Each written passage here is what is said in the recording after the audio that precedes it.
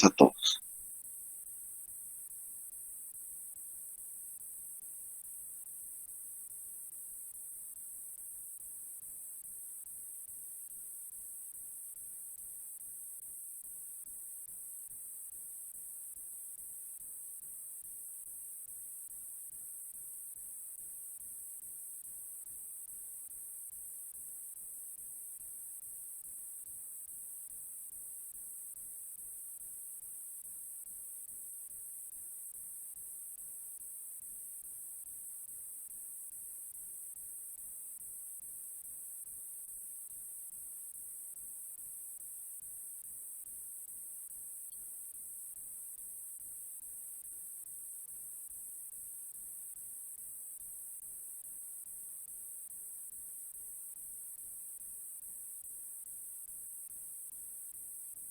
Bueno, espero que no me esté confundiendo del lugar donde hemos quedado en el avance de la asignatura. Bueno, una vez que ya hemos terminado todo lo que ha sido los grandes síntomas estomatológicos, nos tocaría una parte que se llama exámenes de complemento. Entonces, una vez que el odontólogo ha llegado a revisar a su paciente y ha establecido un diagnóstico, que casi siempre es definitivo, porque no siempre se necesita un examen de complemento, ¿no? El análisis clínico, las preguntas que hacemos, primeramente la anamnesis y el análisis clínico que hacemos al paciente, en la mayoría de los casos resulta suficiente para un diagnóstico definitivo. Sin embargo, tenemos también a nuestra disposición los exámenes complementarios. Estos nos pueden ayudar en varias circunstancias. Algunos de ellos nos pueden servir para establecer ya un diagnóstico que al principio podría haber sido presuntivo.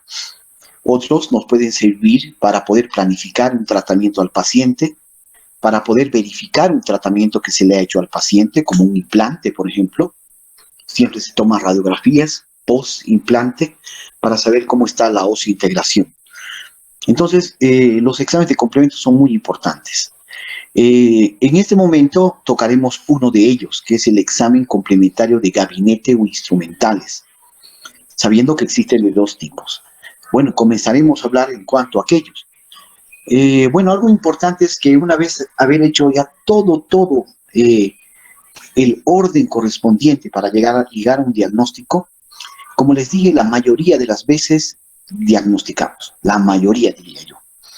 Sin embargo, en algunas circunstancias tenemos que pedir un examen de complemento, para lo cual debemos ser bastante selectivos.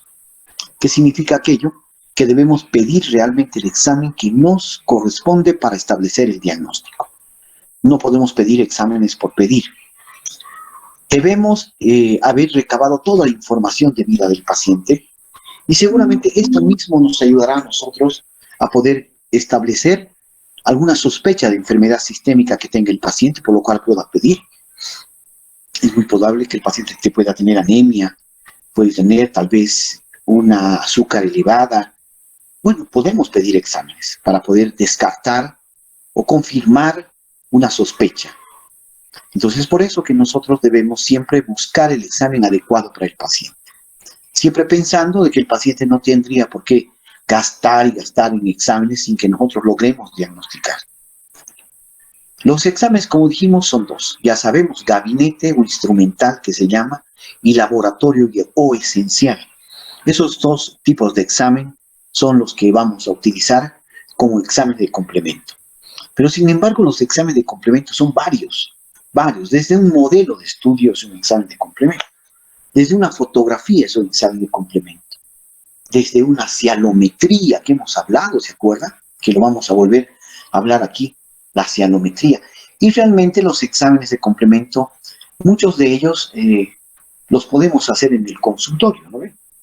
Pero la mayoría de las veces pedimos que vaya a un cierto ambiente el paciente para ser estudiado, para ser tomado este examen de complemento. Hay exámenes de complemento que podemos decir que son genéricos. Yo puedo pedir un hemograma completo, eso lo puede pedir el médico también, el enfermero, no sé, lo puede pedir. Pero sin embargo hay exámenes que son propios de la especialidad nuestra. Algunos pueden ser aplicados para el odontólogo general, como una radiografía periapical o dentoalveolar.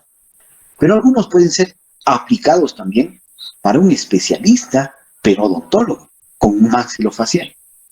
Entonces, debemos siempre distinguir que existen esos dos tipos de exámenes. Unos que son totalmente comunes y otros que son de la especialidad. Entonces, nadie más va a necesitar una radiografía, posible una tomografía del hueso, ¿no? Que un odontólogo, lógicamente, con una especialidad de tal vez de implantología, tal vez cirujano bucal, ¿no? Porque quiere diagnosticar de alguna manera o establecer un tratamiento, como habíamos dicho.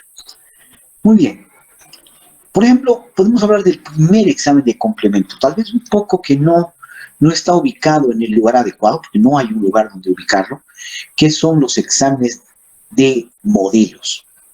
Ustedes, yo sé que tienen los conocimientos debidos, porque desde segundo año tal vez ya han tomado o ya están manejando los yesos, los materiales de impresión, que son tan diversos ahora, y han podido ya tomar modelos de diagnóstico, ¿no? Modelos de estudio que decimos. Estos nos van a servir a nosotros de una infinidad de maneras. Podemos hacer un plan de tratamiento, tener la boca del paciente en nuestras manos para poder analizarla, medirla, poder establecer la relación del hueso con los dientes. Entonces, realmente de gran utilidad. Y generalmente el odontólogo puede tomar un modelo para saber cómo vive el paciente, cómo se va a ir después. Lo toma mucho el ortodoncista, por ejemplo. Lo toma mucho el prostodoncista también. Y seguramente algunas otras especialidades también pueden tomar estos modelos. Mucho más estos modelos cuando son articulados en un articulado. También hay un montaje en el articulador que lógicamente que tiene sus parámetros. Hay varios tipos de articuladores. Pero bueno, seguramente el que han utilizado ustedes debe ser el muy simple, el más simple de montar. Entonces ese lo montamos por medio de un rodete de cera, como haremos la mordida tal vez, la plantilla de mordida, o generalmente utilizamos la masa pesada de silicona también. Esa es más eficiente. La masa pesada de silicona muerda fuerte y va bien al modelo. Pero también existe una forma de poder montar en el articulador, en los articuladores de mayor complejidad. Ellos son más complejos y lógicamente necesitas tener algo más de conocimientos para llevarlo. Muy bien, entonces estos estudios a nosotros nos sirven ya de un medio de diagnóstico. Yo voy a diagnosticar por medio de un montado en el articulador, un articulador sofisticado seguramente, los choques de oclusión. Voy a saber dónde está chocando primero, voy a ver la protrusiva, retrusiva, todo del paciente. Voy a sacar esa información a mi mano. Y eso es realmente excelente, porque a veces la boca del paciente es más difícil poder hacer.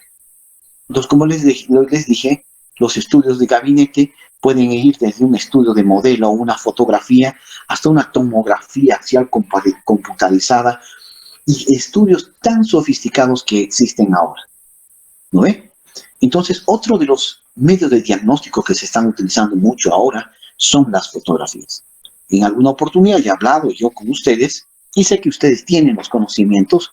Estamos viviendo una etapa de la información, ¿no ve? Está todo a nuestra mano. Las fotografías juegan un papel importante porque son parte ya de la historia clínica. Ya les he dicho que he visto odontólogos que tienen cámaras envidiables, gigantes para tomar fotografías que realmente son extremadamente nítidas, muy profesionales. Es por eso que a algunos odontólogos les gusta la fotografía y han pasado cursos de fotografía. ¿No ve? Toman fotos muy buenas. Esta les va a servir uno para el diagnóstico. Vamos a ver simetrías, vamos a ver sonrisas, vamos a ver perfiles intrabucales, extrabucales. Puedes hacer fotografías individuales. Realmente es un mundo también. Nos sirve bastante para el diagnóstico. Entonces hemos hablado de estos ya medios de complementarios que nos sirven para nuestro análisis, para nuestro diagnóstico definitivo en el paciente y también para hasta planificar un tratamiento en el paciente, ¿no ve? Comenzaremos con los exámenes complementarios de gabinete que utilizan los rayos X. Esos son bastantes. Vamos a hablar de los más comunes, de los que más o menos necesita el odontólogo conocer, el odontólogo general conocer. Los primeros que podemos hablar son de las radiografías intrabucales. Nada novedoso, radiología ya les ha dado estos conocimientos que simplemente les voy a hacer acuerdo. Tenemos las radiografías de aleta de mordida o bite wing. Estas ya son muy usuales desde hace mucho tiempo. Te sirven para el diagnóstico de la zona interproximal. Muy buenas. Estas van a poder detectar la presencia de caries interproximales en etapa inicial. He tenido casos como estos. Sé que ustedes también lo van a tener cuando comiencen a trabajar las caries interproximales que a ningún odontólogo le gustan. No, estas no, realmente son complejas. ¿Por qué? Porque generalmente para poder hacer el abordaje de esta caries, tengo que romper a veces tejido sano, ¿no? No nos gusta ahora, porque estamos viviendo una etapa de realmente mínimamente invasiva, que tanto hablamos, ¿no? No destruir. Pero sin embargo no queda otra, porque no vas a abordar estas caries ni por vestibular ni por palatino. Es difícil hacer ahí la obturación. Tal vez salga algunas nuevas tendencias ahora para poder realizar una caries o una preparación cavitaria desde ese lugar. Pero la mayoría de las veces tenemos que destruir un poco lo que es el punto de contacto, que es el gran inconveniente en la restitución. Devolver ese punto de contacto. Esa zona donde no va a entrar comida, pero que también va a permitir que el paciente se pueda higienizar tranquilamente con un hilo dental. Estas radiografías también nos podrán evaluar el estado de la corona, evaluar el tejido periodontal, la altura de la cresta alveolar, y hasta podemos detectar ya alguna presencia de alguna herida o contaminación de la pulpa, ¿no? Bueno, comunicación más que todo, ¿no? De la pulpa. Muy bien, entonces tenemos en los consultorios estas radiografías, o al final de cuentas también las podemos hacer, ¿no? Para poder sacarlas a nuestros pacientes. Muy bien. Tenemos las otras, que se llaman periapicales. Decir que estas son realmente muy usadas, ¿no? Todos los días a veces estamos tomando estas periapicales y su utilidad es de infinidad de cosas. También se llaman dentoalveolares, ¿no? Me sirven y me permiten evaluar alrededor del diente. Evaluar el ápice radicular, que es el problema, ¿no ve? Una infección que haya entrado, un proceso periapical. Entonces, constantemente pedimos radiografías. Evaluar la corona, evaluar el tejido óseo, evaluar un tratamiento endodóntico, por ejemplo. Evaluar la colocación de un implante. La presencia tal vez de algún diente incluido, impactado, engastado, no sé. Entonces, realmente tiene una infinidad de cosas. Me viene un paciente con una gran destrucción coronaria y el paciente que es doctor tiene una caries, nos dicen cuando vemos la pieza en este estado. Ahí entra el discernimiento del odontólogo. Ahí entra la pericia del odontólogo, saber si esta pieza conviene o no conviene utilizarla como anclaje para la presencia y para la colocación de una corona. Tendrá que ser un análisis clínico muy minucioso y un análisis radiográfico también minucioso. Porque a veces los odontólogos, por tratar de reparar o de conservar una pieza dentaria, nos va mal, ¿no? Se fractura, se rompe las raíces, se comunica en el septum, no podemos hacer un sellado marginal, es un problema. Entonces, por ejemplo, aquí yo ya no me animo, creo. No me animo por la cantidad de tejido destruido, seguramente aquí debe haber invasión de tejido gingival, ya va a comunicarse con el septum, tiene un proceso que a veces cuando esté en el hueso tendríamos que hacer un excelente tratamiento de conducto, se me puede fracturar, entonces muchas cosas hay que evaluar. Entonces, como les decimos, generalmente en los consultorios tenemos estos equipos de rayos X. Cada año han ido bajando más de costo, ¿no? No son ya muy caros como eran antes, pero nos sirve bastante para tomar las radiografías periapicales, oclusales y también de aleta de mordida. Estos rayos X cada vez han evolucionado más y se han tornado cada vez más pequeños. Tenemos diferentes tipos de películas, algunas que son grandes para la oclusal, otras que son para adulto, para niño, otros que son que tienen diferentes sensibilidades. Esas cosas ya no me corresponde a mí conversar con ustedes, solamente hablar algo porque ustedes ya tienen el conocimiento por radiología e imagenología. Entonces nos puede confirmar la presencia de estos dientes, que es uno de los dientes que más comúnmente va a quedar incluido o impactado dentro del hueso. Entonces, las cirugías de los terceros molares es muy común ahora, ¿no? Ahora muy común. Muy bien. ¿Por qué ahora digo? Yo veo aquello, ¿no? Yo más o menos me he ido ubicando. Antiguamente no había mucho esto porque mucha gente perdía dientes. A veces me dicen los papás, pero doctor, yo no he tenido ese problema. Pero usted pues hecho sacar su primer molar cuando tenía 12 años, ¿no? Entonces no pasó nada. Pero realmente ahora la gente se está educando bastante y le da un gran valor a sus dientes, ¿no? Además que eso influye mucho en las redes sociales, ¿no? Entonces, eso es. Muy bien, entonces ahora tenemos bastantes dientes incluidos y que nos confirman, nos ayudan las radiografías. Existen técnicas de poder tomar radiografías en conjunto. Hay algunas personas, algunas clínicas, algunos odontólogos que les gusta hacer un estudio general de la boca, que sería lo ideal, ¿no? Esta técnica se llama full set, más o menos algo completo, ¿no? Todo completo. Toman toda la arcada entre 12 a 16 radiografías más o menos que toman. Pero ustedes me pueden decir, pero doctor, ¿por qué no toman las radiografías panorámicas? Algunas de ellas no son muy claras. Son en conjunto, pero no te muestran exactamente lo que pasa entre los espacios interdentales. Es por eso que este estudio es bastante bueno. No sé si alguna clínica lo hará, yo no lo hago generalmente. El problema que tenemos los odontólogos, tal vez del medio y nuestra idiosincrasia, es tratar que el paciente tampoco gaste mucho, ¿no?, en los tratamientos, porque aquí ya sería el primer gasto fuerte para el paciente. ¿No ve? Muy bien. Entonces, fíjense, ahora han venido, hace mucho tiempo en realidad, unas radiografías que son un adelanto tecnológico muy importante, lo que es el radiovisiógrafo. Sé que lo conocen, ya no necesita la famosa plaquita o el paquete radiográfico, sino que la imagen es pasada a un set de contenido, por medio de un software, a la computadora, y es así que tiene grandes ventajas realmente. Si tú quieres, puedes imprimir de ese tamaño, espectacular, pues, ¿no? Ves, analizas, le pones colores, le cambias texturas. Realmente es impresionante esta forma de poder hacer un estudio. Una persona que sea endodoncista, por ejemplo, le va a salir excelentísimo poder hacer su camometría aquí, conductometría, a veces encontrar los conductos que llamamos auxiliares, porque hay mucho, ¿no? Generalmente trabajamos solo en los principales, pero hay un montón de accesorios, complementarios, auxiliares, secundarios, es un ramillete de cosas los conductos. Entonces, este es una muy buen adelanto tecnológico, pero no es actual, es hace mucho tiempo, ya lo conocemos los odontólogos. La mayoría, no, yo no lo tengo, por ejemplo, es un poquito caro, ¿no? Es un aparato que más o menos debe estar entre sus $5,000 a $6,000, ¿no? Pero un endodoncista pudiera hacer el esfuerzo y tenerlo, ¿no?, junto con otros aparatos que necesitan.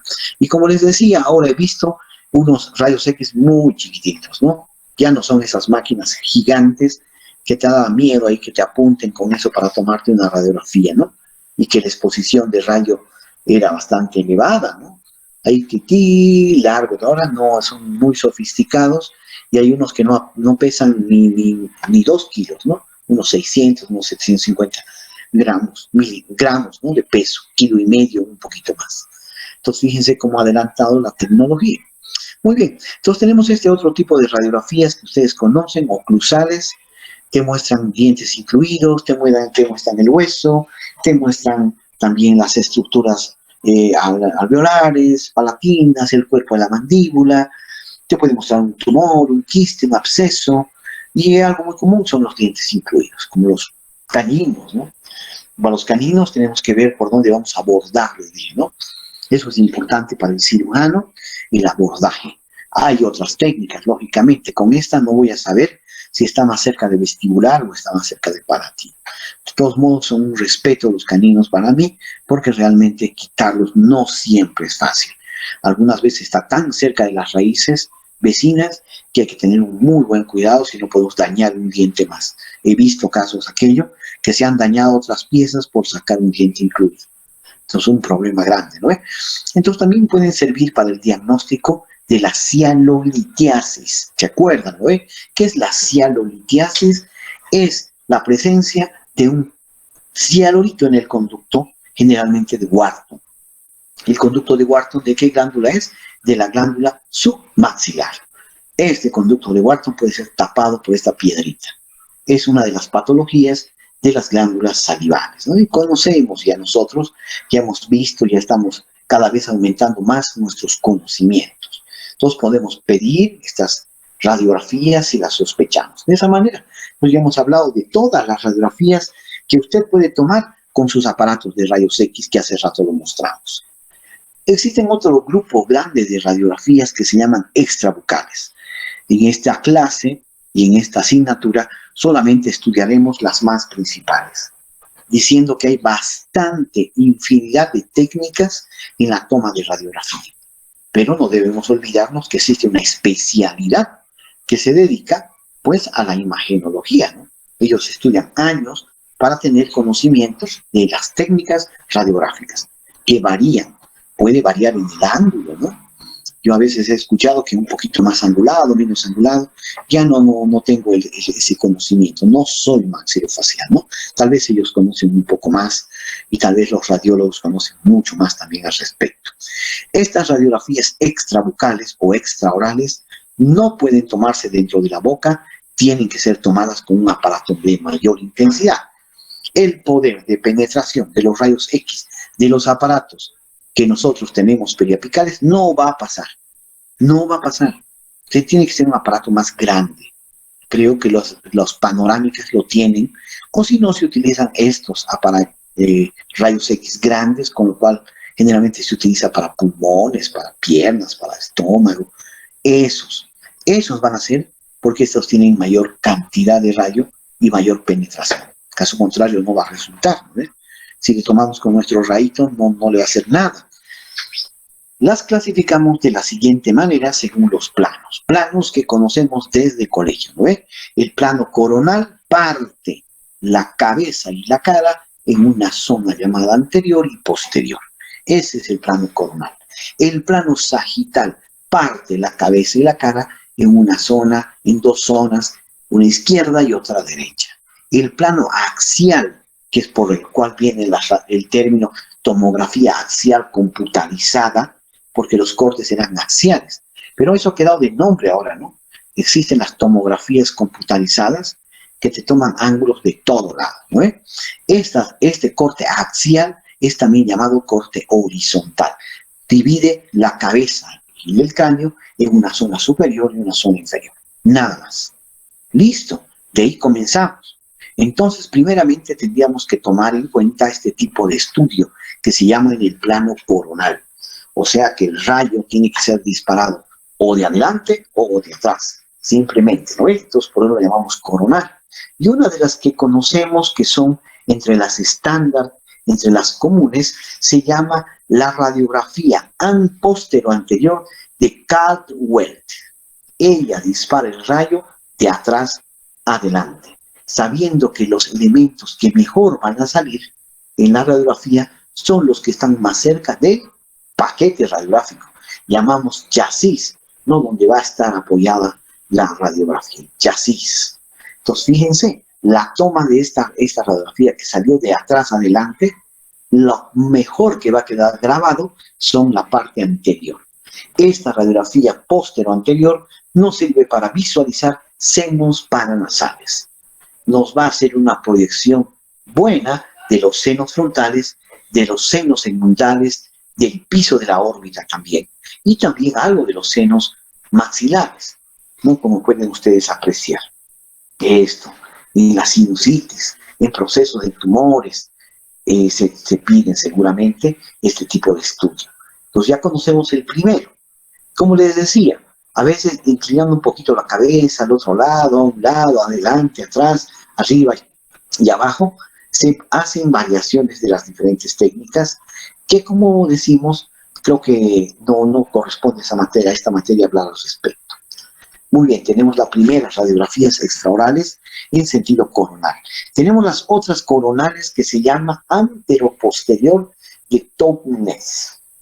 Estas de aquí dispararán el rayo de adelante a atrás.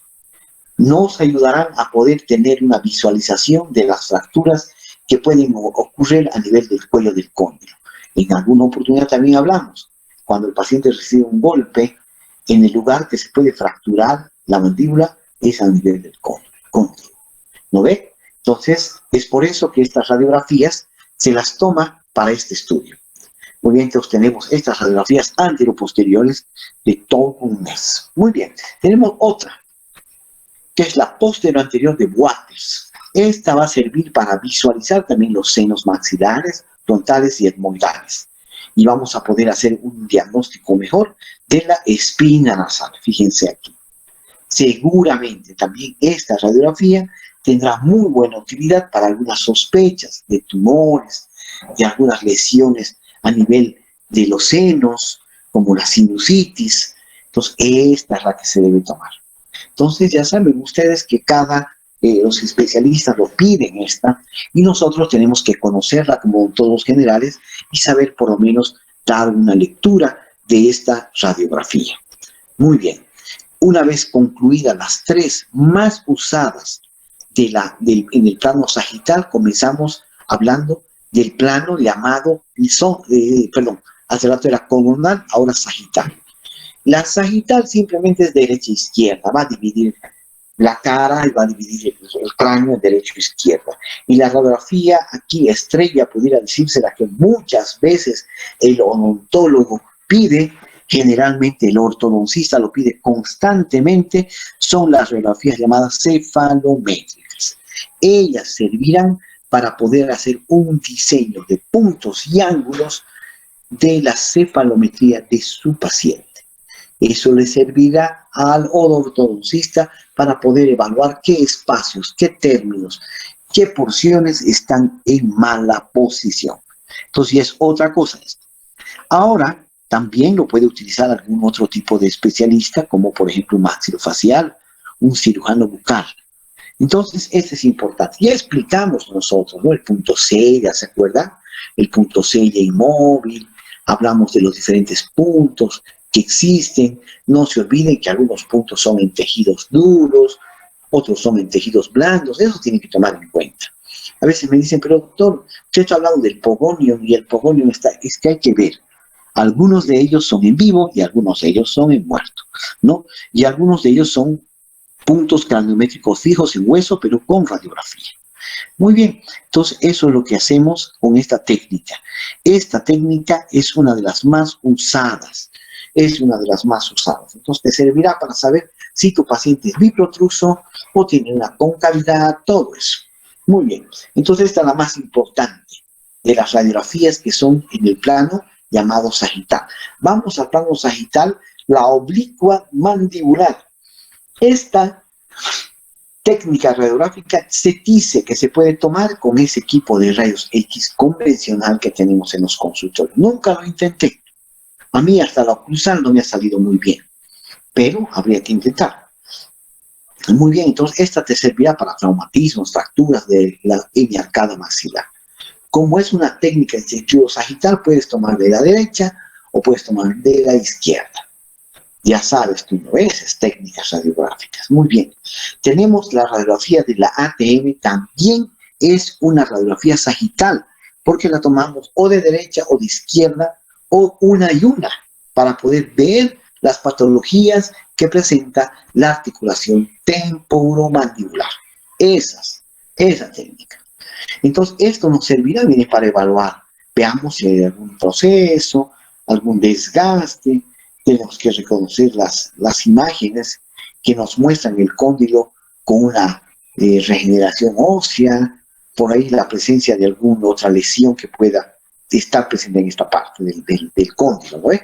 Entonces, con este tipo de radiografía, veremos realmente algunas patologías que se ubican propiamente a nivel del cóndilo y que nosotros como generales podemos leerlo también. Podemos ver por qué existe el ruido, por qué no mueve la mandíbula, pues está anquilosada también. Entonces nos servirá bastante esta radiografía de la ATM. También es sagital. Otra de las radiografías que la utilizan y también se llaman Menton Vertex. Estas pertenecen al plano horizontal porque se disparan de abajo hacia arriba. Fíjense esta técnica. Existe a boca cerrada, a boca abierta, con diferentes angulaciones, pero como dijimos, ya es otro mundo más complejo que no queremos ingresar. Muy bien, entonces aquí hablaremos un poco de esta técnica. Nos sirve para ver la ATM, plano lateral, especialmente vamos a conocer los ejes de angulación del cóndilo, también senos etmoidales, la pared lateral del seno y del arco cigomático. Fíjense aquí, ¿no? El arco cigomático y la pared. Entonces, esta debe ser técnica boca abierta, como pueden ver, ¿no? Vamos a ver. Muy bien, entonces, no se olviden esta técnica. ¿Cuál nos faltaría ahora? ¿Cuál nos faltaría? Nos faltaría una técnica que la utilizamos constantemente y se llama radiografía panorámica. ¿Dónde está ubicada la radiografía panorámica? También llamada radiografía ortopantografía, nos mandan, ¿no? Con ese nombre. Hay estándar, hay para niños, hay una diversidad. Estas radiografías, las ortopantografías, generalmente se las utiliza cada vez en el consultorio. Terriblemente, cada vez estamos pidiendo estos al paciente. Doctor, tengo un diente incluido, panorámica, ¿no? Doctor, que se me ha roto una pieza dental enterrada, ya podemos tomar panorámica tal vez, ¿no? Entonces tienen imágenes bidimensionales. Son unas de las más usadas, se las está tomando bastante, es un estudio bastante completo, podemos ver tamaño, forma, estructura, inclusiones, fracturas óseas, articulación, vías de absceso, patologías, todo en esta panorámica. Entonces es un estudio muy, muy bueno, la radiografía de panorama. Entonces, seguramente las conocen y ahora vienen con un sistema, un software especial que hace que las radiografías sean bastante nítidas, ¿no? Bastante nítidas, eso es lo importante. Muy bien. ¿Para qué nos sirven las panorámicas? Innumerable cantidad de utilidades, innumerable, ¿no? Puedes analizar tal vez una fractura de un maxilar o de un hueso, ¿no? Puedes analizar por medio de estas radiografías. Puedes saber la cronología de erupción. Puedes planificar la extracción de terceros molares. Puedes planificar también el tratamiento ortodóntico, ¿no? Si algún diente está dilacerado, si tiene una raíz dilacerada, me va a causar problemas en el tratamiento ortodóntico, por ejemplo, ¿no? Puedo evaluar mis implantes que he colocado, pre-colocación, post-colocación.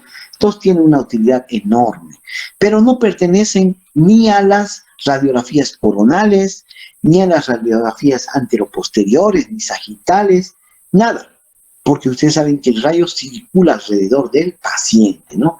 Ahí le toma la radiografía de panorama. Muy bien, no sé si tienen ustedes alguna pregunta, alguna duda, algo que podemos absolver, hasta aquí vamos a llegar, algo que podemos responder. Adelante, por favor, si tienen preguntas y dudas. Adelante, adelante.